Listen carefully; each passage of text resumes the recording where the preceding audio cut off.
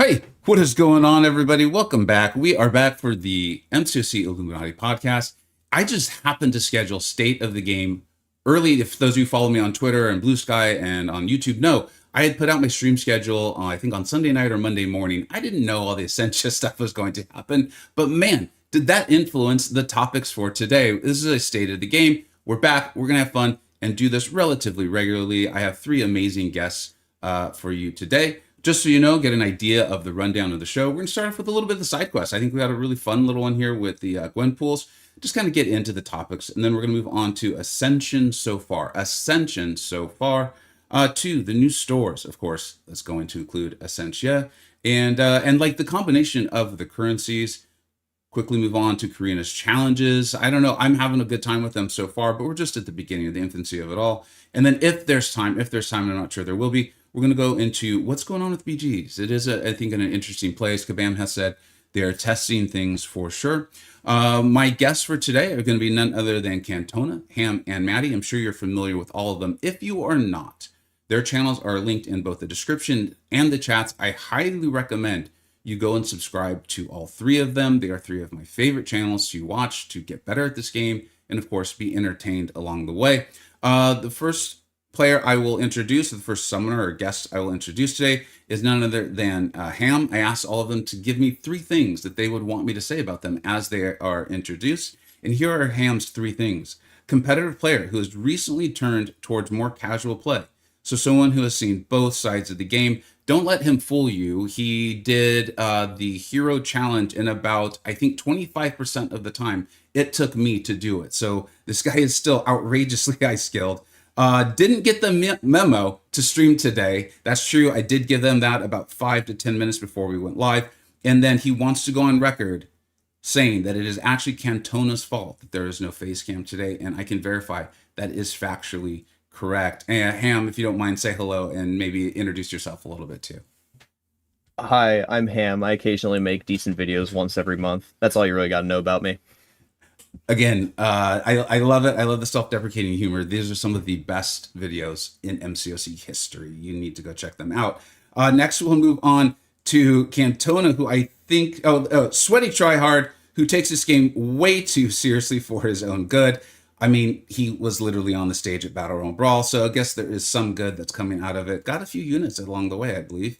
Got hounded over his first R5 not being his profile pick. It's not Scorpion. What's that all about? And he also is British. Cantona, if you could say hello to everybody, please. Yeah, hello. And I can clarify it is definitely, yes, my fault that there is no face cam. And the last but not least, I'm sure you're all familiar with Maddie and his awesome channel. And he says, honestly, that would be better than me making them myself. He did make a strange noise while sitting down, and we all heard it. And he's about to start brainstorming. And if you know Maddie, you know he is definitely wearing an awesome, awesome hat. Maddie, if you could say hello to everyone, please. I'm not wearing my hat. Oh, What? You just ruined it. Hang on, let me get my hat. Oh my God! But it's Cantona's fault. You can't see that, so it's not on me. Maddie, you're like a delightfully intelligent squirrel, man. I never know what to expect. I love it. You know, if anyone who knows me knows I love Tippy from Squirrel Girl. I just absolutely enjoy this. I see everyone in the chats because we are doing the stream, and I've actually had a lot of viewers suggest these streams are more of a podcast style. We won't be interacting with the stream nearly as much as I normally do on my streams. You know, I enjoy doing that. It's going to be hard for me to do it, but I've told these guys that I won't. But additionally, after this portion of the stream is over, I'll be ending it on the YouTube side. I want the YouTube it's a podcast as well, so you should be able to download it for free. That's my understanding.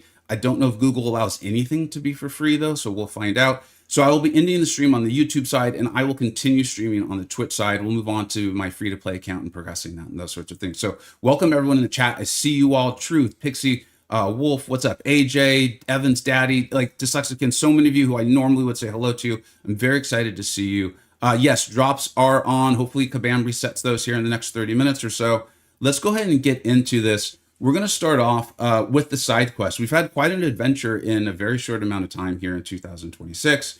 I think a lot of you are familiar with my thoughts already on this all. I've been sick this week, so I haven't really got a chance to say, like, this Gwenpool side quest? Dude, This has been phenomenal. In my opinion, I actually had a little bit of fun. It wasn't overly time consuming. My free to play account is getting phenomenal rewards for it. And it took me about 7 minutes, maybe, I don't know, maybe 10. Really, really cool. Involved people from the community. You know, I'm a big fan of that. So we've heard my thoughts from it. Just haven't had time to get thoughts out on the Gwenpool. Let's go and start off with Maddie. If you could just let us know, how are the side quests hitting for you so far in 2026? Well, there's a lot of different side quests, right? So we got this month. Month has been very exceptional. I like this month. It's short. It's engaging because it's unique and quirky. Always love to see them breaking out lower star rarities. And then, as you've already mentioned, the rewards. You go in, it's 10 minutes of your life, and you get, you count towards your Ascension Grace. You get your 7-star shards. That's all wonderful. And then on the other side of that, very recently we had the MCoC poker, which was almost the complete opposite. I'd say the only thing that was similar was that you used 2 stars. Other than that, the event took hours to grind. I didn't even try. I think I got like the first 3 milestones. I looked at it, I'm like, nope, not even gonna go there. Yeah. And the rewards were not worth the amount of time you got through. Obviously, if you went all the way, then you got yourself a Heimdall, but you could have just waited a month and got yourself a Heimdall that is less shiny. So I would say that they're getting towards the right formula. What we see this month is brilliant. More of the same, please, but I don't trust them not to lapse back into mistakes and MCoC poker-like events. And then the next, just go ahead and go on from there. I'll continue to try to say the first person, but then the next person wants to jump in. Just go ahead and jump on in. Yeah, I'll kind of elaborate on that because like Maddie did have a good point that like stuff like poker and all that have been kind of just complete flops in terms of the side quests. I do think over the years Kabam has emphasized making sure that side quests felt a little bit quirky in the sense that like you're not really getting the same core aspect that you get from typical game modes like story quests and all that. Stuff like the rifts and all that added unique mechanics, and they took like no time at all most of the time. But I think recently with stuff like poker and the Dimensional Arcade, if you want to consider that a side quest, Kabam has shown that they are more likely to completely branch out into completely different aspects of the game that you wouldn't really see. It's more apparent with the Dimensional Arcade. I think the poker game mode is kind of similar in that sense, but not to the extreme that like Dimensional Arcade was, where it's completely different gameplay, completely different from MCoC. Poker, it feels like something that I would say doesn't really fit MCoC, and then Kabam realized that, so they decided, hey, we got to add fights in there. But I think that we're kind of getting in the right direction with the recent ones. So the Gwenpool's one, it was no time at all, like he said, 2 stars, and the rewards are pretty decent. So I think that if we continue to go down that road and not like poker and Dimensional Arcade, I think that side quests have a strong feature in this game. Yeah, I think one thing I find interesting, granted, quote unquote, me saying from an old time is talking about like 2021, because I haven't been in this game for the full 10, 11 years, but there was a point in the game where side quests were genuinely more rewarding than the full monthly EQ, you know. Like, we had quite a few. Everyone refers to Mutant Treasure Island. There's a couple others that have been similar. And then there was a massive period where side quests were borderline worthless because Mysterium Store wasn't updated. There'd be a couple shards and that'd be about it. But if they bring the Ascension crystals in, and I think this is a 3-week side quest, which would mean 36 Ascension crystals, even just 36 Ascension crystals a month is just decent value for just, like they say, a side quest, you know? You actually get something, maybe not in that month, but at the very minimum towards a long-term Ascension, so they better keep these crystals in them. If like we go into next month and they're like, oh, we only did Ascension crystals in there for the first month, then it's it wouldn't surprise me, but at the same time, it's just not the way to go. Yeah, you know, there's a small channel that some of you may have heard of. If not, I'm glad I'm shouting him out. It goes by the name of Seaton, who put out a video, I believe, this morning about like how good these crystals have been for the free to play. I've been slowly talking about that over the course of this week. I've actually put out a couple opening videos on my free-to-play account that's made like incredible progress just over the last 2 weeks. These crystals, this magic limbo event and all that have been a really big deal. And then now this Women of Power event's coming in, and it feels like it's just like going to this high. One question I do have on this before we move on to the next topic though, and we'll go directly to Ham for this one, is and then we'll get the thoughts from Cantona and Maddie. Is one thing I'm trying hard not to do is say like, I think this is where Kabam's for sure going, or they've learned, in that I think we're probably going to see poker again. I think we're probably going to see Dimensional Arcade again. Do you have similar thoughts, different thoughts? Like, do you think we should expect Women of Power events more? What's your kind of thought on like as this progresses?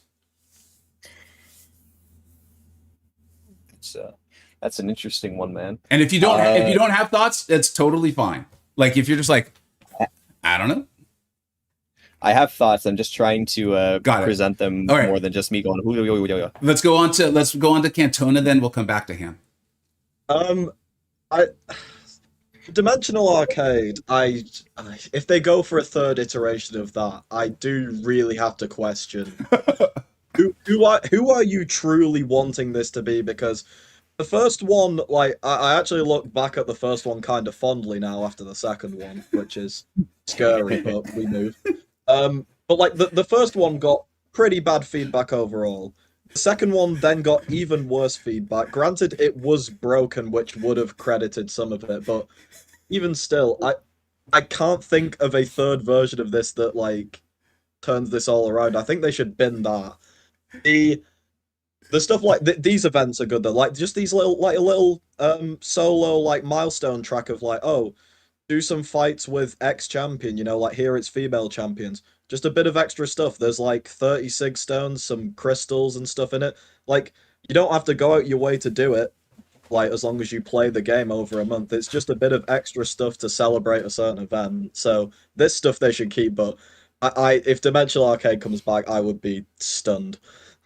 I'm going to look at all of this solely from a gameplay perspective. The Dimensional Arcade doesn't work at all. It's nothing like what we expect to see out of Marvel Contest Champions. It's clear to me that because Marvel Contest Champions is an 11-year-old game now, Kabam kind of realizes that, or to me, it looks like Kabam really doesn't like the idea that we've been doing the same thing for 11 years, and they're trying their best to branch out into, like I said in my video a while ago about the many problems of this game, they want to branch out into a more variety-based game, and it just, for a game as long-lasting as this, I don't think you can really do that.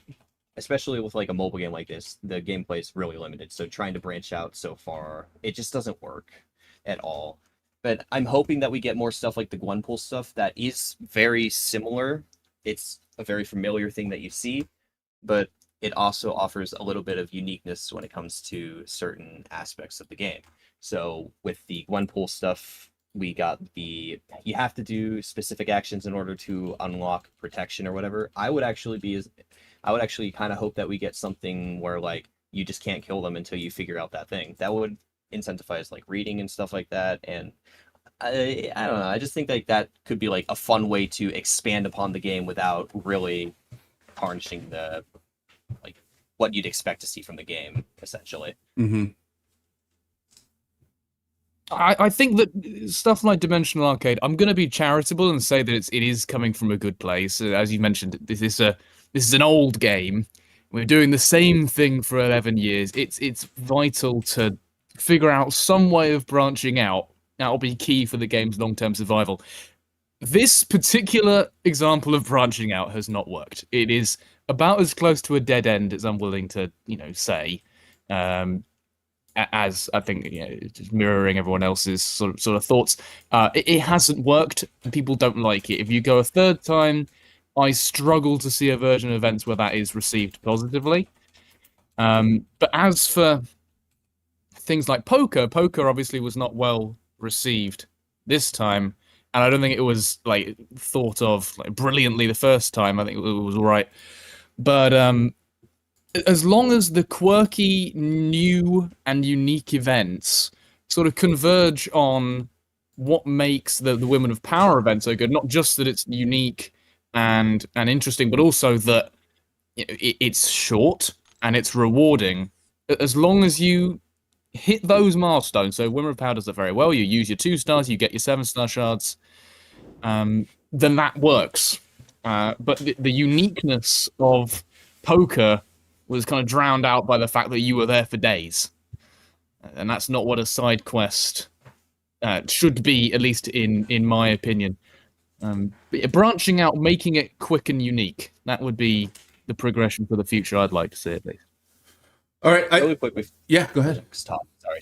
Yeah, really quick, because I do kind of want to... I'll elaborate more on it in Essentia, because I think it fits a bit more there, but it seems to me that Kabam, because of how fast they move, really like to just throw us straight into the deep end without like slowly transitioning stuff towards it. So that's really how it felt with Dimensional Arcade. It's like, here, new mode, here you go, have fun. Yeah. Yeah, the concerning bit for me was that when introducing the second version, I heard a lot of like, ultimately feedback turned out to be really good, and it was like, ooh, that sounds like your numbers showed people completed it. That doesn't mean they enjoyed it. Oh no, I think you took the wrong lesson from the AI research you did there. But anyways, let's move on to the next one, the side quest there. And I think that we're really getting to like kind of the meat and potatoes of what's going to be today's show. And again, just letting everyone know, I am reading the chat during this portion of the stream. We're just not going to be responding quite as much, but I am reading it, and it will help inform the questions I ask the guys and things like that. So I appreciate you all being there. And then on the Twitch side, once this portion of the podcast is over, probably in the next like about an hour, I will stay on and play the my free-to-play account, Vega Prime. We'll do progression. We'll like interact quite a bit more like we normally do on my streams. So let's go ahead and move on to, we're going to talk about Ascension So Far. And this is very conversational formatting. So if it starts to bleed into the next topic, which is the new stores and Essentia, I cannot explain how much I wish those were named differently. That's fine. But for at least the beginning of this, we're going to start off with Ascension. Oh God. So I know. We got to think of a different way of doing this. There's got to be another name for this. I was clarifying this. I was just gonna call Essentia combined currency. Yeah, I think that's okay. I'm going to try to do that. It's going to be Ascension, which is the kind of light pink borders here. And then we will talk about combined currencies afterwards. If they start to bleed in together, which I could see that happening, it's just a conversation. So we'll go I'll give my little spiel here is on Ascension. As you guys know, I was extremely excited about this. I have quite a few videos being like, I'm hyped. I think this is a big deal. It's one of the things I'm most looking forward to in 2026. I put out videos saying like, hey, I don't think these new champions suck. They just haven't been ascended 2 levels yet. And as soon as that happens with the ISO burst and the might, like I was very in. While also simultaneously saying like, have it be a tiebreaker for your rank ups. Don't like, I'm excited, but we don't have it yet. And it really feels like, to use the analogy I often like to use, it feels like Kabam like kind of kicked themselves in the balls like when they first did it. Because then like, oh, by the way, you can't ascend these champions till 2027. We're like, at no point was that mentioned. That was never in any slides. Then it's like, well, it looks like without outrageous RNG luck or spending thousands and thousands and thousands and thousands of dollars this particular month, you're not ascending anyone past Essential Level 1, which is a nice little benefit, but it's not as big of a benefit as I think, at least I thought it was going to be in comparison to Essential Level 2. However, over the course of it going live to literally today, I've actually really enjoyed it. I feel like it's a bit of a way to maybe slow progression of the game down, which I like. I think power creep was outrageous the last 3 years. It feels like a nice way for some of these champions to, they're not really punching up, but I'm purposely keeping my spiral at rank 3, Ascension Level 1, instead of taking her to level 4, because right now she's not getting banned in Battlegrounds, but man, is she great. And so I feel like it's, at the moment, landing in this kind of cool, allowing me to invest a little bit mentally in the game. Also amazing for my free-to-play account space. Let's go and start off with Cantona on this one. How are you feeling about Ascension so far? I'm very mixed on it, to be honest. So on a personal level, I think the RNG on it is a bit too much for my liking. Because I mean, the empowered crystals, just the normal ones, the non-guaranteed ones, 120 to get a guaranteed ascension. Granted, they have been giving out more of these than I initially thought. I thought we'd be getting like 20 or 30 of these a month. They've given out like well over 120, and if that stays as over 120 a month, that is good because that is essentially another guaranteed ascension a month. They cannot drop that number below, 120 crystals a month, because then if they keep it at 120-ish, everyone's guaranteed one, and if you're lucky, you get maybe a second one. So, like, nobody can really say, "Oh, I didn't hit the pity, so I got nothing." But in terms of the actual champs in the pool, I think especially with I think there's two very clear classes of champs in the pool. Well, firstly, I think the super duper box is good. You get all 6 champs in a box format.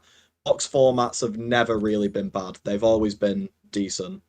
But in terms of the actual normal pool, there's very few champs who, if you play meta like I do, there's very few champs who it is even worth to care about with that extra stat increase, because for Ascension level 1, an 8% stat increase, the utility of some champs is just way higher than an 8% stat increase. It can't be overtaken with just that.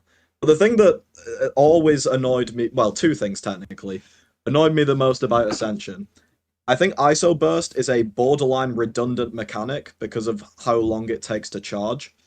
Especially because of I wouldn't say revelation, but essentially the fact that if you are hitting the opponent, your ISO burst thing when it's charging up actually fills up slower due to the game's, like, how the game works with frames, which is a bit weird, but that's more of a technical issue. But it feels too slow for me to be useful. And then, like you said about the 2027 for 2026 champs, one, that was never stated anywhere. Two, there was multiple deep dives where people had in their brains, "Oh, I can ascend this champ on day of release or the day I pull them." And then as well, for certain champs, I'm very blunt with this, sorry to anyone who likes M'Baku, but comparing M'Baku to Okoye, You'll stay. cannot Everyone likes M'Baku.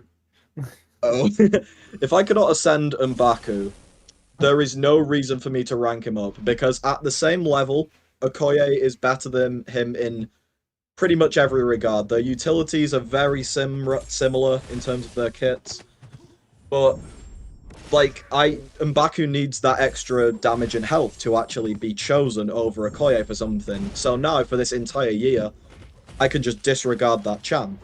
And you can apply that to quite a few champs, comparing them to, because the whole point of the debate was, oh, these champs are ascendable, these champs aren't. But now there is this third list of champions that are ascendable, but you can't do it yet, which just seems really stupid and weird.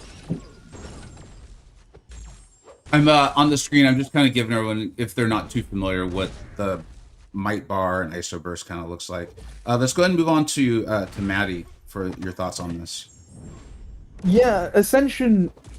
First things first, Ascension is very big, right? It's an enormous topic. It's an enormous event in MCoC. So without trying to overextend myself, if I try and talk about everything, I'm going to talk about nothing. So I'm going to focus on one thing, and it's going to be the very obvious thing coming from me.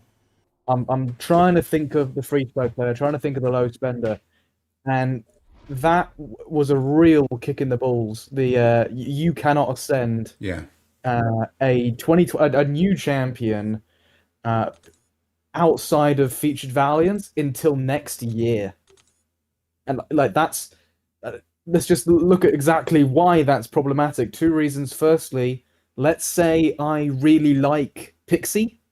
I think she's going to be pretty cool. Let's say I really like the character. Okay, you do not have access to the premier top of the game version of that Pixie unless you're willing to drop a lot of money. And then you have the sweaty try-hard free-to-play players. Like as Cantona knows, I'm basically unbeatable when I sit on the toilet and play Battlegrounds.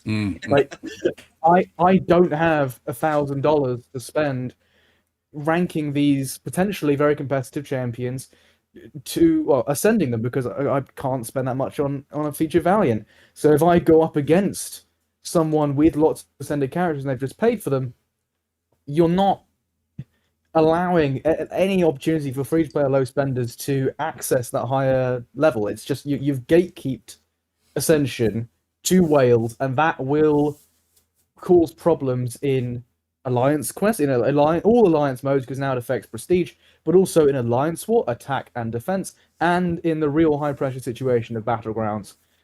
So, 2 reasons why that's potentially problematic. But the third thing that really gets to me is that this was very obviously not the only option. Now, I probably won't, you probably don't want to hear the yap. I did think of an alternative system for ascending new champions last night. I was given the topics last night for the benefit of the viewers, and I started pacing my room and I thought, there must be another way of doing this. And I thought I would need a pen and paper and it would take some time. It took me 10 seconds to formulate an alternative ascension path for new champions. Now, it would take a while to articulate, so I won't go into the detail, but the point I'm going to hammer home here is that this was a choice, right? It was a choice to lock that behind a certain mechanic, behind certain avenues and routes, and it was a poor one. It was not necessary, but they did it anyway. And if someone wants to say, okay, but they need to make money, for the record, there are other monetizable ways of doing this that do not gatekeep free-to-play. It's a choice to lock out the low spenders, to lock out the free-to-play, to ensure the only way to access this is through a large amount of spending. It is very possible to monetize this and monetize it heavily without completely gatekeeping this level of power, and that was chosen against. Just one thing I want to add is, I think it's normal, because I think for, this game's over a decade old, and for a long time, the conversation was about, they were separated into 2 groups of, free-to-play and spenders. Not necessarily versus, but, the 2 different experiences. I think over the last 2, 3, 4, 5 years, for me personally, it's become about, and I feel like this has been intensified the last maybe, year. I haven't really sat down and thought of, here's the moment. Is it's become about your ultra whales and then everyone else. Yes, your moderate spenders and your whales are obviously getting more than your free to play. I'm not saying that they're not.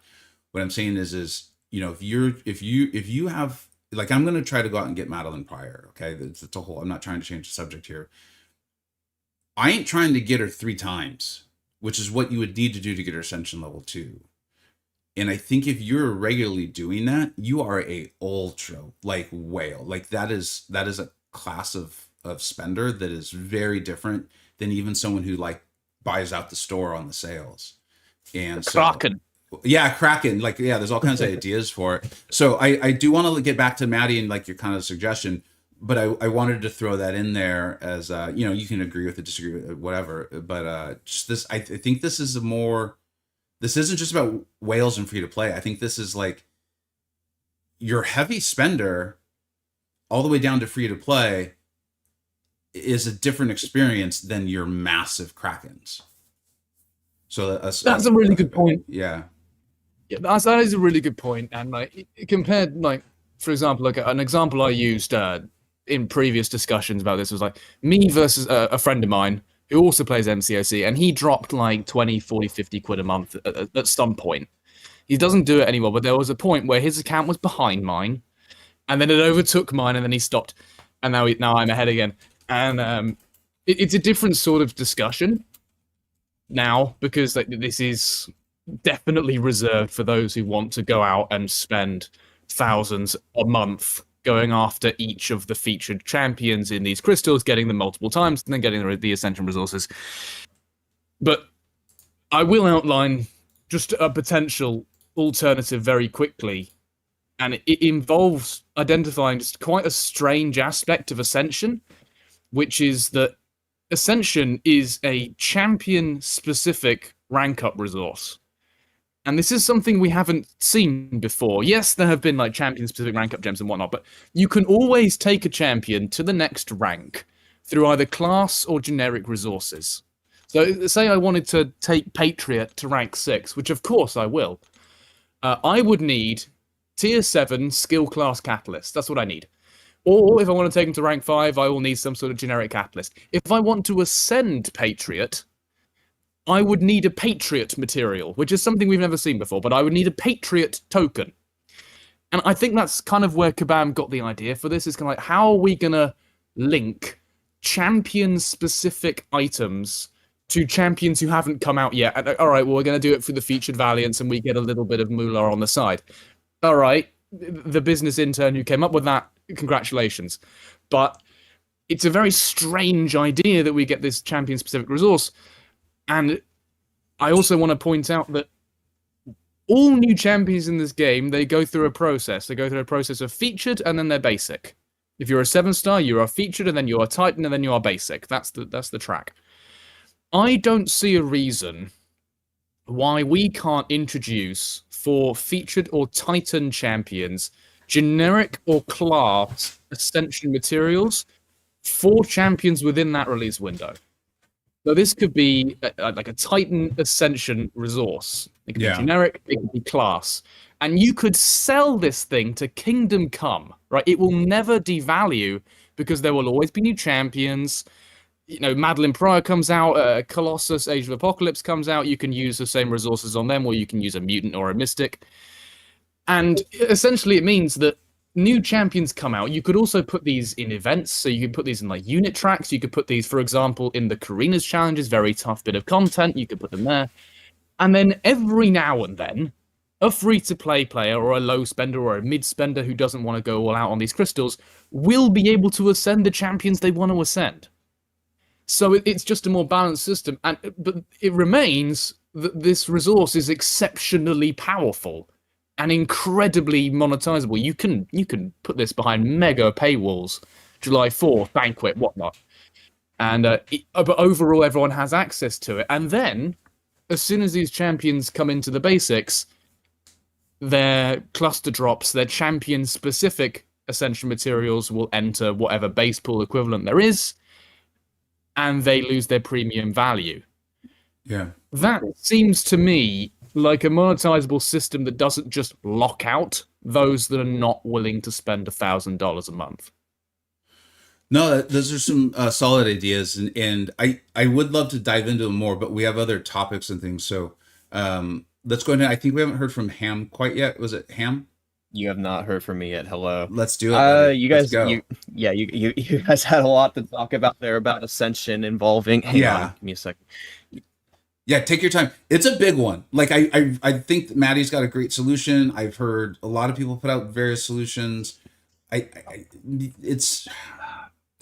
Let's Ham, just let me know when you're ready, but take your time though. Yeah, that is the most unfortunate time, because I want to talk about Ascension more towards like how I think it's going to affect the future of the game, because you guys talked about how it's going to affect players like how players spend as opposed to how free-to-play players spend. I have a completely different perspective on this Ascension stuff. I kind of wanted to look at like why we got Ascension and what it's going to do for the future of this game. So why did we get Ascension? In my opinion, I think it has to stem down to the fact that we already know this game was moving so fast. We already have a couple of rank 6s. We're going to see rank 6s in Banquet. So I think Kabam noticed that we're going to move to 8 stars very quickly. So essentially, they were stuck with a choice. We could either get 8 stars or we could go for 7-star Ascensions. And they decided to go with 7-star Ascensions in a very different topic. They decided to go with 7-star Ascensions in a very different sense to where 6 stars were, because 6 stars was just like 200 primordial dust, ascend the character for every single one. With the 7 stars, we got the class tokens and the character-specific tokens, which I think the second reason why we got Ascension is so that we could burrow out a bunch of the meta characters. So like your Serpents, your Jean Greys, and stuff like that. They're gone. And I think that shows that as the further we go with Ascension, and also the way that Ascension is kind of structured and stuff like that, we have, the way that Ascension is structured, we have, God, it's so hard to focus with this dog. The way that Ascension... Can I just I'm take a sorry if second? you can hear it. No, it's okay. Yeah. And here's the thing: I got 2 dogs. I love them. Like I will say, I think you're completely right. I've actually written in both chats that Ham is. I think I went 1 gabillion% correct on this. That I do think Ascension is in place as a way to actually balance the game. I think the game got so out of whack balance. So the term balance, I actually got to the point where I was like, Kabam doesn't use the word balance the way the rest of us do in the real world. And I was trying to be a bit cheeky with it, but I was also being serious. I think that's what Ascension's actually doing, or one of the main purposes. Additionally, being able to hear that beautiful, delightful puppers like breathe every once in a while, I think is incredibly like cute. So do not worry about it at all. Yeah. And please continue. Back to what I was saying. Like the way that this Ascension system with the class tokens and stuff like that, I think this is Kabam's biggest step towards like the long-term sustainable future for characters, and that's a good thing in my opinion. Like I'm not a fan of like completely removing characters with limiting star rarities and now ascendable champions, it seems like, but for the way that 2024 kind of introduced all these nasty defenders and very overpowered counters and stuff like that, I think it's necessary. And Kabam also realizes this with a bunch of the newer releases just being like actual fun characters that don't really tailor towards being hard counters to stuff. Sometimes we get that still, but I think I'm hoping that we continue down this path. But I think the biggest thing for Ascension for me is going to be, as we continue to move further and further down this path, if we get characters like a Serpent or a Jean Grey or a Dark Phoenix, is Kabam going to nerf them or no? Because if we get another character like that in the Ascension pool, then we're kind of back at square one. The whole point of Ascension, in my opinion, kind of just falls flat. So I'm hoping Kabam learned the lessons from not nerfing characters in the past. And so... okay, nerfing characters, I'll try not to stray too far away here, but it's always been a rocky history with nerfing characters. I think if Kabam just nerfed characters like a month after they released that they're performing too well, that would negate a lot of the backlash that I've seen, because a lot of characters that have been nerfed and receive backlash for it, it takes them too long to actually nerf the characters. So characters like Spider-Woman, for example, we had him for like half a year, and then they decide, hey, we're going to nerf that character. We already invested a lot of money and time into that character, so nerfing them out of the blue like that causes a lot of issues.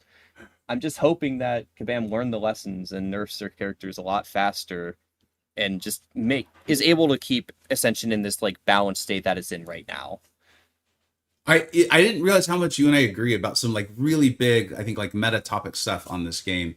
I'm actually really enjoying this topic, so I hope you guys don't mind. I'm going to ask a couple follow-up questions, and then we will move on to the combined currencies. We're almost certainly not talking about BGs today, which is fine. We'll just have to get to it at the next stream. Is one of my theories.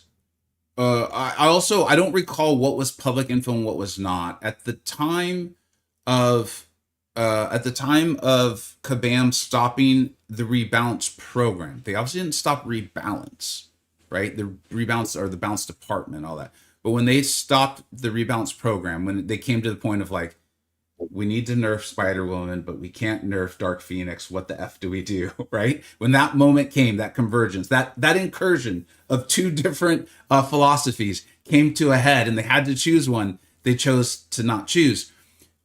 I was aware Ascension was coming. I was in the CCP when they had let us know about it.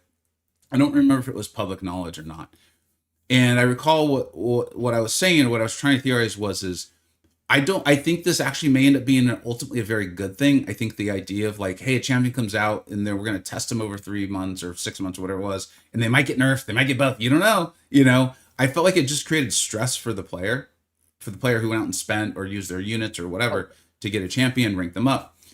But that they weren't going to stop balancing champions. They weren't going to stop rebalancing them. They were just removing that. And what they were going to then do was balance the game via Ascension. I feel like Cam might kind of agree with that. So let's go ahead and let him start off, because I think he's got probably the most formed ideas on this concept. and then let's get to Maddie and Cantona on one, if they think that's correct, and two, if they like that idea, because I do think it transitions the game a lot.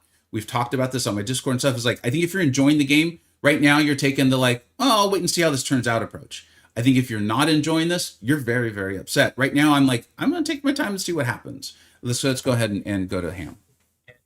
You're absolutely right. Ascension is Kabam's way of making the most stable form of champion releases possible. So the balance program, at least from an outsider's perspective, I wasn't in the CCP when the balance program got removed. That was added slightly after, but we didn't know about Ascension at all. So from an outsider perspective, it was more just like, we lost, we can't nerf characters, we're going to pull the plug and find a new way to do this.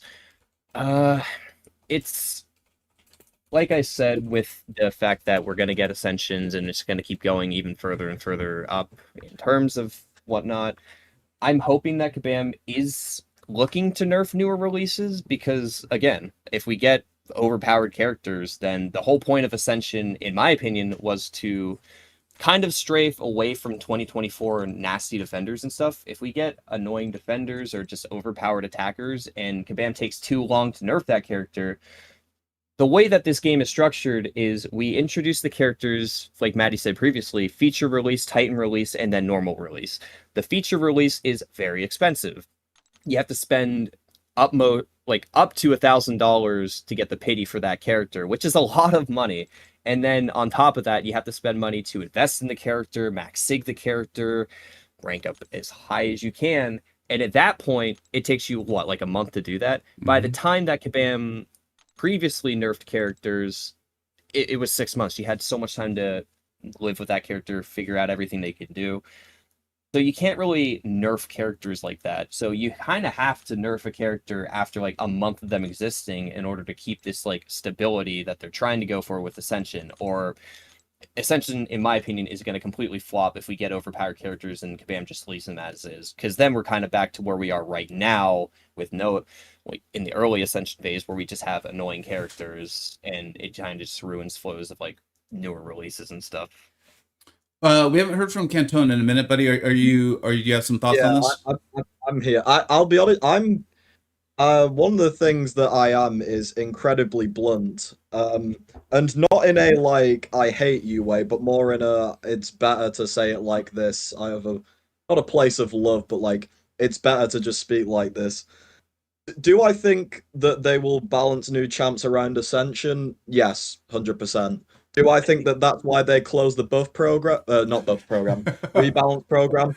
Absolutely not. I think that, like, if you could go through like year or so, just the last year or so of the like the rebalance program posts, how they did the post every month, mm-hmm. and there was so many contradictions, mm-hmm. so many. Mm-hmm. Like, just like they'd say one thing for one champ, and then for the next champ it'd be they're overperforming on the same metric. And if they would have shut that program on a completely random month, I probably would have not agreed with you, but seen the side a bit more. But the fact that the month that it got killed was Dark Phoenix, Nico Minoru, I think there was no more blatant month to do it on. I think they realized they had just tied themselves in so many knots that whichever way they went about that, they was done for. So I think that the rebalance program was shut for essentially that reason, not just to do with Ascension.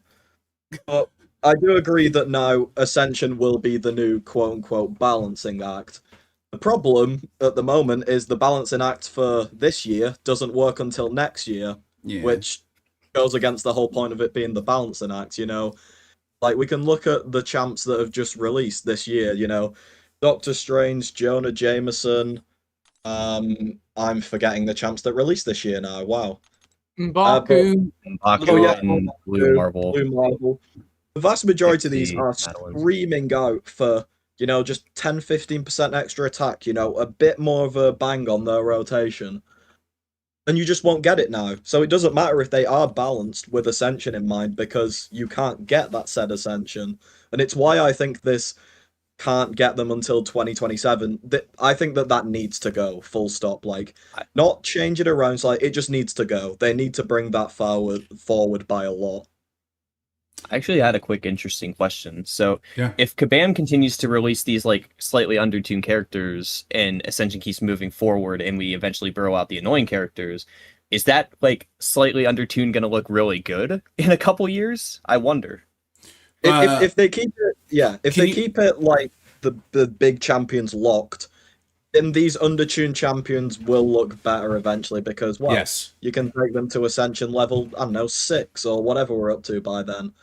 But It'll be tough. we still need like 2 years to get to that point, which is a very long time for underwhelming champions. So I have a theory that if they might actually pull this off, I've seen them crawl out of holes before, huge holes. You're like, oh, they're dead, and they like 2 years later, we're like, we're having fun, right? I think that's exactly what they're trying to do, big picture, and they need to keep us entertained along the way. Yes, in like 2 years, all of a sudden we're like, dude, you got to play M'Baku. He's great, because like no one's even considering Okoye. But if they went directly to 8 stars, or if they went directly to M'Baku being the power level of Okoye, everyone who's invested in Okoye is now pissed. It's like that. I think Kabam was very well aware of the player mentality. And that's why we don't have 8 stars, right? If they had just gone with 8 stars, they're like, shoot, everyone's going to feel like we didn't respect their investment in 7s. So they came up with Ascension. And so it's just they got to keep us engaged until that point. I think I said that relatively clearly. Ham, I can see you. I think you're ready to go. Let's go, Ham, and then let's hear from Maddie. I wasn't. I just had that sense. I was using the Force. Sometimes I get it wrong. I'm sorry. It's a Jedi thing. Yeah. No. Yeah. If you're not, let's go to Maddie. Yeah, no, I really like what Cantona said, but if you think he's blunt, just wait until you hear from me. I don't believe them for a second. No, when they said that this is the way they're going to rebalance things, it may end up being that, but when I saw the announcement that they closed Rebalance, the title of the ensuing video was it was ha ha ha ha ha ha ha ha ha ha ha ha. I typed ha until I ran out of characters, which is a shame, really. I would have liked more characters. Yeah, not convincing anyone, mate. You sold a $1,000 character. Deal with it. You know, now deal with the consequences. You make that character a particular way. That then necessitates Nico Minoru being a particular way. Now you have to deal with your mess without ruining the people who spent that much money. It's a tragedy waiting to happen. It's just a disaster. Now, as Vega said, they have a way of wiggling out of holes. That's true, and the solution works on paper. If you take a champion like M'Baku, and we're just going to throw away everything we know about M'Baku, let's just say we have M'Baku and we know he's not brilliant. Ascend him, and then he fits in the meta quite well, and you've got 11 levels of Ascension, so you can really fine-tune who goes where. Let's say Serpent's not allowed on it at all because he's a disgrace to humanity. M'Baku can go up to level 11, and maybe Hitmonkey can go to level 8, maybe, because he doesn't need it quite as much. That's nice, but now let's add in some more information. We know that Ascension is barely making a difference to M'Baku, especially against someone like the popular comparison is Okoye. Because ISO burst, as Cantona said very well, it's almost redundant because how slow it takes to activate. And 8% increase? You know the characters we're trying to deal with. Jean Grey, Onslaught, Stark-Enhanced Spider-Man. 8% on an M'Baku is like adding more firewood to your barbecue and expecting it to outshine the sun. It's not going anywhere. And yes, wriggle out of a hole. I think that the date someone threw around, I think it was Cantona, said 2 years, big picture. 2 years at least. Yeah. At least 2 years, unless we're going to massively accelerate the rate of Ascension release compared to, for example, like the 1 year cadence on a new rank. If you're going to take it like, okay, Ascension 1 and 2 this year, and then 3 and 4, the cadence is going to need to be very, very quick for us to actually look at new characters and say, he's not brilliant, but he'll get ascended. And that's not even talking about the fact that you can't ascend them outside of featured Valiants for a year. So you've already locking that a year. Oh, there are so many things there. I'm fairly sure that made no sense. It was very jumbled, but I hope we got the point across. You may work out rebalance. It might work. I don't believe you for a second when you say that was your original intention. You might wriggle out of it, but you've got to do it quickly. You've got to pace it up. You've got to make this more direct. Because right now, Okoye is just going to go to rank 5 and rank 6, and Baku's going to be left at rank 1. And by the time he such a level of ascension is available to make him even get close to Okoye, we've moved on from M'Baku.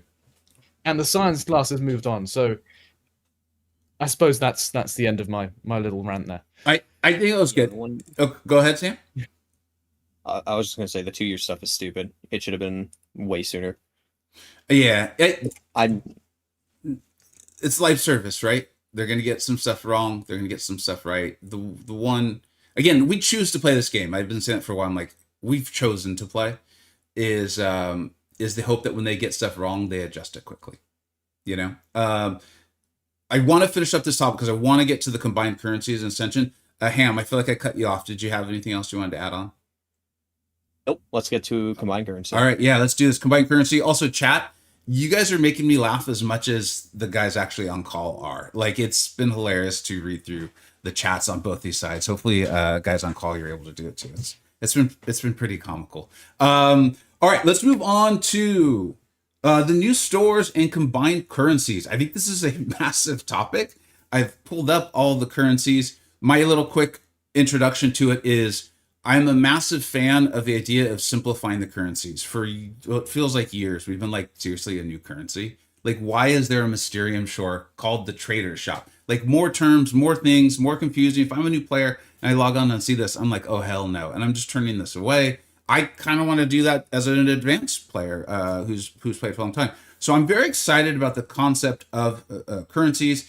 However, as we saw in the very, very veteran MCoC experience, hey, cool idea, Kabam. Then they put it in and they're like, well, here's the trick. Like, they're basically Rumpelstiltskin with this stuff where they're like, you think it's going to go this way. Here's how it's actually going to go.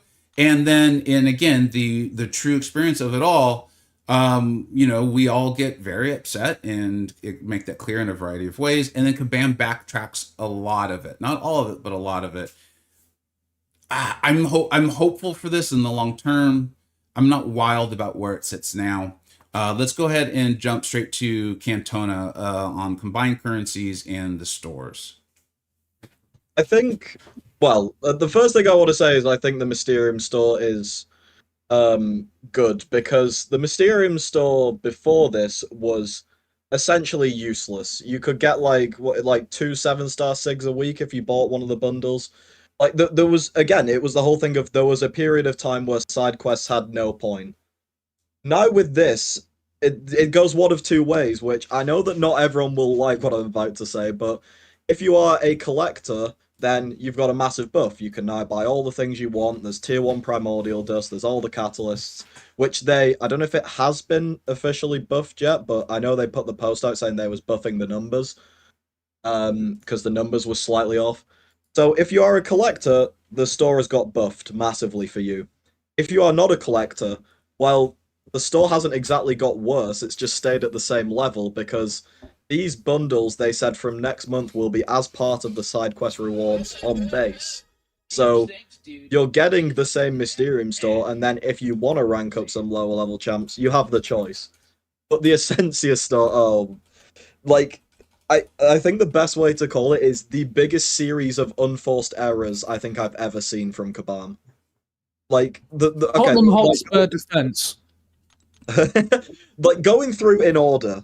So, starting off, it launched with some items in the store being bugged. Okay, that's probably the lesser of all evils, to be honest. It then launched with shuffle tokens being at 5, resetting weekly. So there was a few hours where the BG's community was throwing knives at Kabam. They fixed that. And that was literally just an error of, oh, we changed it to weekly from daily. So then the trading things, literally as soon as it came out, I had a look, and the first thing I posted in the CCP within 2 minutes was, it will take me 19 months to trade over my incursion artifacts. and everyone's response was just like, oh. Like, that was, the math on the trade-ins was just wrong.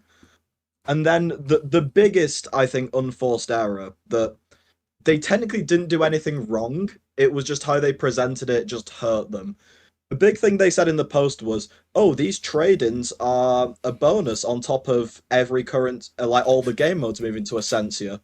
Okay, you could have done one of two things here. Either one, in the initial post, told us how much Essentia will be gaining on a weekly/monthly basis from content, or two, you could have implemented the Essentia store at the end of, like, the first week after all the modes swapped to Essentia.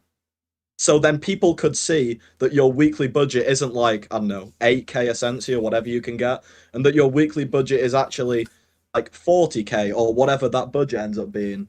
They just shot themselves in the foot by not showing how much we can actually get a week. So I think the store is fine. I think, like, some of the items are really good value, especially because now you can buy them here instead of Radiant store. But they just, literally just a series of unforced errors is why this store is hated at the moment. Yep, they definitely jumped us straight into the deep end with this one. There wasn't really a smooth transition into Essentia. We just moved straight into it, and it's really frustrating that we just decided that we're going straight into Essentia, because I think we needed this. This game is way too overbloated. All the currencies that we had, it made it really just annoying, in my opinion, as a player. And I'm glad that we're going to Essentia, and also just kind of getting rid of the bloat with other stuff like the back issues and stuff like that. Not going to go into that, but we didn't transition enough at all. We just said, hey, here's this new store, here's the currencies that we're going to trade into, and then here you go, have fun, kiddos. We didn't even get, like Cantona said, there's absolutely no way of us knowing how much Essentia we're going to get per month, because we haven't moved into that. We are still, I think, a few months out of actually getting Essentia in game modes. The only way we have to get it right now is through trading in the currencies, which in and itself was problematic because of the whole just not having enough or whatever to actually trade it. I don't know. I don't really have the most to say about Essentia, other than the fact that I think that it could have been fleshed out a lot more. Yeah, that's a good take, and I think I'd take a similar stance on it. First things first, I do actually need to, praise Kabam a little bit. Shock horror, but Yeah, wait, what? The idea behind it, valiant effort. I understand completely. We've got about 18 different stores selling 64 different things. Totally get it. Essentia, brilliant idea. Love where you're coming from. But the thing about condensing that many stores into one thing is it's a bit like moving house. Imagine you're the proud owner of a 7-star rank 6 Punisher, and you've got, obviously, you have about 16 holiday homes and everything on the side. And you decide, I've got too many houses. This is too complicated for me. I need to move into one big house. What do you want from your moving company? Well, you want it to be an easy service. You want it not to be complicated, and you don't want anything to get lost on the way. Those are the two things you want from a delivery service. It's nice and simple, and you want everything to, still be with you at the end of it. The transition from many stores to Essentia has essentially been, the delivery company only works every other Tuesday on a blue moon, and they've forgotten your sofa. So you can't convert your currencies. Then obviously they've had to backtrack and increase the amount you can convert at a single time. But when this went live, and even now, it's going to be a slow process. So you're frustrated with the delivery company, and they shut off the other stores. Where's all my stuff gone? Where's my bed sheets? Where's my toiletries? It's not here. I've lost my precious photos of my family. And yes, they have turned that back on for a month. My bet is it's going to take more than a month to get rid of, big stashes of resources. I can see 150,000 Battlegrounds tokens. That's not going to be gone in a month. So, like, the idea is great. Yeah. I have to commend the idea. The execution, very similar sort of point to Cantona and Ham. It is just that, guys, you could have made this a lot easier for yourselves, for us. You didn't. Here we are. People are going to get a little bit annoyed.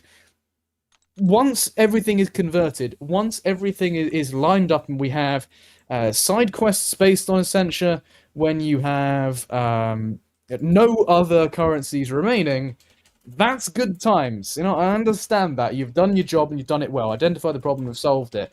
Right now, not where we want to be. Not where we want to be.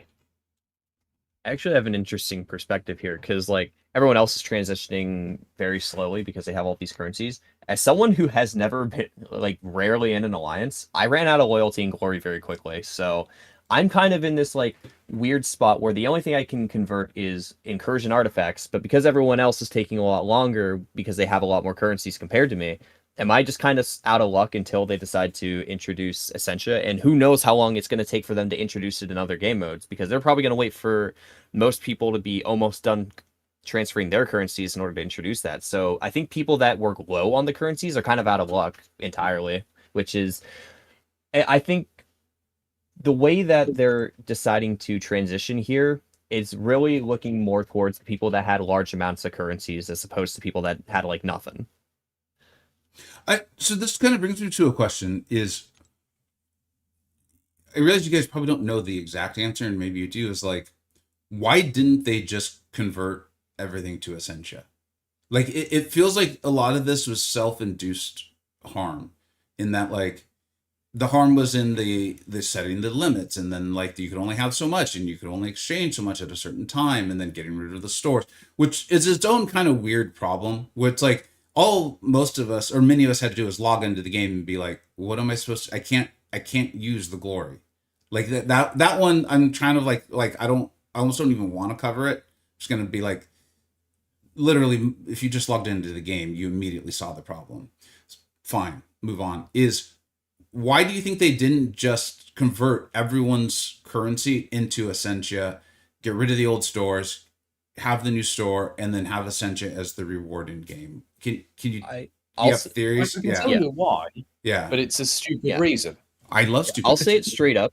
I think if they were to do it straight up and just say like, here's the currency here, I feel like there would have been more backlash, as I think a lot of, let's say they screwed up the math, which they did, obviously. Yeah. You're going to have a lot of people say, you got rid of my currency. I want compensation now. I demand compensation because you screwed up the math. I feel like that would have been more controversial than how they actually did it. And are you saying that they also removed the source? Are you saying that would have happened regardless of whether they got the math right or wrong? So in a sense, it'd be about, they took away player agency in that scenario? Yes. Okay. Yeah, that makes sense. Completely removing player agency. Yeah, that makes sense. Okay. You remove player agency, but let's say they get the maths perfect. Let's say that the conversion ratio is amazing. There will be some backlash. Nothing Kabam haven't seen before, but I think the official reason, or at least the reasoning they provided in the live stream, was that they wanted a drip feed of Essentia. They didn't want the game to be like suddenly go from all these currencies to overflowing Essentia resources in everyone's account. And I couldn't help but laugh at that. I didn't really understand, like, if Kabam is terrified of like an onslaught of tier 1 class alloys getting into the meta, and I don't know what to tell you. You've just had Banquet, but there are accounts that have nearly as many rank 5s as I have rank 4s. Right? To even say for any reason, look, we're worried that we're going to have too much of this resource, it's just not a good reason. And I think that was at least one of the main reasons why we've got this trade-in system instead of a flat conversion, is they wanted to drip feed. Yeah. And I just don't understand the rationale for that. Yeah, yeah. I was gonna say let's get to Matty is Cantona. 100% right. The reason given was half that drip feed method, and the reason they wanted to drip feed was, in their eyes, they wanted to keep the cap at 100k, which is quote unquote low. I mean, some of the currencies have no caps, so it's obviously quite low. And that's because they didn't want someone going in on day one with the now 300,000 Essentia and buying the entire store out, which seems pretty valid until you realize two things.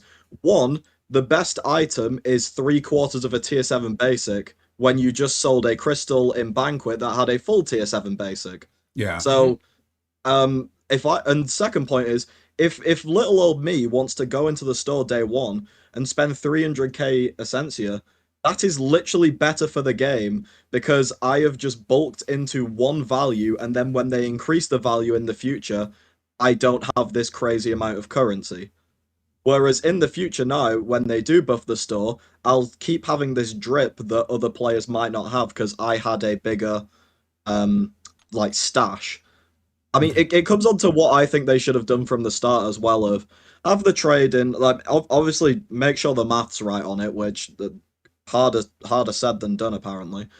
But have the currency conversions, but have no cap on it. And the reason that's fine is because, like I said, for someone like me who would blast over the 100k cap, there are very few things from this store I want to buy. I'm not going to go in there every week and, like Matty said, max out the tier 1 alloys. You know, they're not the most appealing to me at the moment. So if they had no caps, then it is on the player again to manage their resources correctly. It is not on Kabam to mismanage them.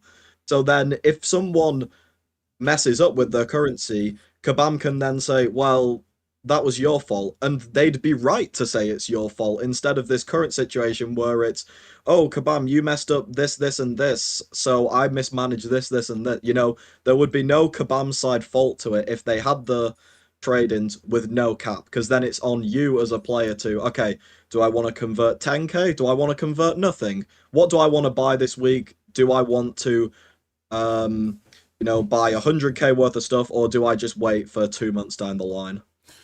All right, we're running out of the scheduled time for this, and so I think we're almost certainly going to have to axe BG's and probably the Carina's challenge. I will be ending the stream on the YouTube side with the end of the podcast. I want this to be very much the podcast episode, and hopefully people can download it for free on YouTube and all that. I will be staying on Twitch. I'll be playing the Vega Prime account, actually doing a really big opening for the account, and the guys are welcome to stay, but it's Friday night for a couple of them, and they all have things to do, so I don't know if they're going to be staying or not. Guys, what I would really love to do here as just kind of like a way to end the show is, we've talked about a lot. I think we're going to have to talk about BG's and Carina's maybe for the next episode or something like that. I've been saying for a while is I kind of transitioning to what the point of my channel is we choose to play this game. And so I'm going to do my best to entertain people and inform them and kind of help them navigate the game, what Kabam's doing. You all obviously are choosing to play. Can you let me know, as it stands right now, like, how you're just feeling about the game? You can point out a single thing, you can not point a single thing, however you are going to like internalize and get out. Here's how I feel about the game. If you guys could do that, I'd really love to hear it. And then if you have something else you want to add on, please go ahead and do it. And let's go ahead and start off with Cantona for this one.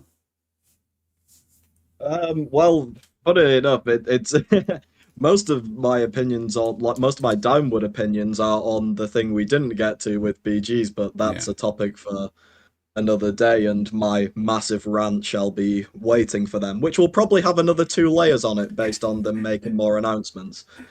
Excited. Honestly, there was a time when I qualified for Brawl, it went through my head of, okay, this is my, not get out of jail, but because it's not a prison, but maybe. But like, this is my get out card. I go to Brawl, I have the best time, I meet everyone, and that's it, we're done.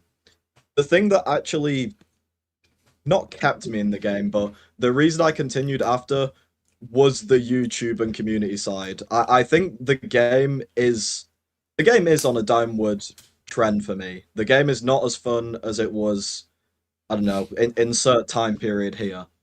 But the community and the YouTube and the people aspect is keeping me in it for now. And my hope is it keeps me in long enough for when Kabam has another upward curve, because they always have them. They had a bit of one at Brawl and the month after. You know, they ebb and flow quite a lot. So my hope is YouTube is fun for me at the moment. Playing the game for YouTube and to interact with people is fun. Playing the game for the game needs improvement. Let's go ahead and jump over to Ham. Hi. So, my opinions on the game as someone who has played for 11 years now. This game, it frustrates me, and I hate to say that because like this game holds a special place in my heart, but I can't really play this game anymore. I'll be totally honest with you. But the only thing that's really keeping me around, similar to Cantona, is making content and just actually interacting with the community. I'm in a weird boat now to where I used to play competitively in around like 2022 and stuff like that. Completely done with that. Don't plan on doing that ever again. It was not really fun for me, but I really like doing the YouTube and community stuff, hanging out with everyone, Battle Realm, like Summoners Fest. That was probably my favorite thing to do, talking to so many like-minded, talented people. But you can probably see it from my YouTube. I don't really do gameplay that much. I more so dive into like actual aspects of the game and try to be as thorough as possible while also straying away from playing the game, which is weird to say. But I do plan on staying as long as possible. I do have a lot of respect for this game, but I don't really see myself enjoying it nearly as much as I did, say, like 5, maybe 10 years ago. Thank you for listening to my TED Talk. Oh, sorry, I will continue your TED Talk. Have any of you read No, nope. Kant's Critique of Pure Reason? No? You want No. reasoning here? Get out of here. Right. Yeah. It is kicking my butt at university, right? Okay, this man does not even try to make sense, I swear. And I know it's a translation from German, but I'm told the German is even worse. So right now, I am barely playing Marvel Contest of Champions because I'm too busy being reminded of my intellectual inferiority to everyone else on campus. So basically, I'm playing it very, very casual, and the bit that I am playing, I'm kind of enjoying. You know what? I'm enjoying it, but I'm not taking the problems too seriously. I see these rants. I see like this event quest is bugged. Everyone hates Essentia, and I'm kind of like, I don't care enough. I've lost the will to be angry. You know, I just posted a video about these Carina challenges. You know, I went through with Spider-Punk and Luke Cage, 2 of my favorite science characters. Just go in, do the great content, just play the champions on a player. Just took Yondu to rank 4. Has anybody noticed how like amazing Yondu is right now? He's like insane and no one's talking about it. He's very good. Biggest global victory. Yeah, he's just mental. Anyway, so yeah, just playing the game for just whenever I want, however I want. I don't think I've touched a ranked Battlegrounds match in 3 weeks. I'm just bullying people in off season, and like that's cruel to some extent, but also there's no pressure. I just do what I want. If I want to take Serpent using Yondu, then I can. You know, it's not a big deal. And yeah, that's all I'm doing. There may come a time when I want to take it seriously. There may not. I don't really mind. In terms of making the YouTube videos, it's just the same thing. The YouTube video corresponds to what I like doing. So I make a video about playing Yondu. Or I make a video about playing Luke Cage or something, you know? Or I make a video about the new characters. New characters are a lot of fun. But yeah, no, just super duper casual. I've run out of will to be exceptionally angry about even things like gatekeeping Essential till 27. I know that's a bad idea. I hope I've explained why I think that's a bad idea, but I'm not enraged by it. It just kind of is what it is for me. That's how I'm playing the game. I think something really interesting in all of it is it felt like every single one of you in different ways was like, I'm not as intense about the game. I think maybe that's a fair word to say, as I was previously. And that community and various things are keeping you engaged. And I think it's really important to keep in mind how intensely you guys, and myself included, have played it, because a lot of my viewers have heard me use the term, and I think I need to polish up the term, but it's like, I think this game is actually pretty fun if you play it as an informed casual. And I know the term casual, like I think about half the audience was like, ooh, like, because that's like a negative, I think, in my understanding. But I'm still like creating content. I'm still streaming 3 to 4 times a week. I have 2 accounts. One of them plays tier 3 war. I'm always in the gladiator circuit. The other one, I am progressing, and I don't think I'm going to hit gladiator circuit. And so like, I think it's all relative. I think it's all relative to where it's at. And like the idea of like, I'm not going to live or die. And I know none of us literally lived or died based on the ups and downs of Kabam, the communication and this and that. But I think it's just like, if I can separate that out from the actual game in front of me and being in an alliance and being able to do videos and create content and have fun and the debates about this champion and those sorts of things, I think that experience actually can be really fun. And I think that's why we're all still sticking around. I feel like I heard that. I do need to end the stream. I want to give each of you one last chance, though, because I really appreciate you guys taking the time, and everyone on both sides, YouTube and on Twitter. Thank you so much for being here. My intention is to continue to stream on the Twitch side, so that won't be ending. But let's go ahead and give these guys, hey guys, thank you so much. I know you just gave up an hour and a half of your time to be here and have this conversation. Let's go ahead and start with Maddie, then we'll go Ham and Cantona. If you guys can just kind of take us out for the stream. Oh, bye. Have a great time. Yeah, but bye. Have a good one. Bye, apart from the people who are going to keep watching and then not bye, I guess. Yeah. Oh yeah, you are going to continue after this. Yeah. I'm gonna keep going. So yeah. All right. Stick around for a little bit, I guess. Awesome, cool. Yeah, you guys, I would love to have you guys stick around, but I also know it's a Friday and your time is very valuable. You might even be setting up streams of your own, and we could raid you or something like that. My full intention is to continue streaming on Twitch. Because of the way my stream is set up, I have a slight concern that when I end the YouTube stream, the Twitch stream is also going to go down. If that happens, I will be starting the Twitch stream right up again immediately. So thank you everyone for watching the 4th episode of MCoC Illuminati podcast. We had 2 topics we were trying to get to today that we just didn't have time. So we already have 2 topics for next week. And especially in the Battlegrounds one, I think it might be good that we let a little bit more time go by. We all continue to choose to play this game. And by the amount of people watching this, it seems like there's a lot of you continue to choose to play it as well. We hope for better. There's a natural ebb and flow to the way this game is run. And I think we've got to be on the upswing, right? Because it can't get more upsetting. And I think we might be. Thank you so much for watching, everybody. Really appreciate it. We'll catch you all in just a few seconds, I guess. Take care. Bye-bye.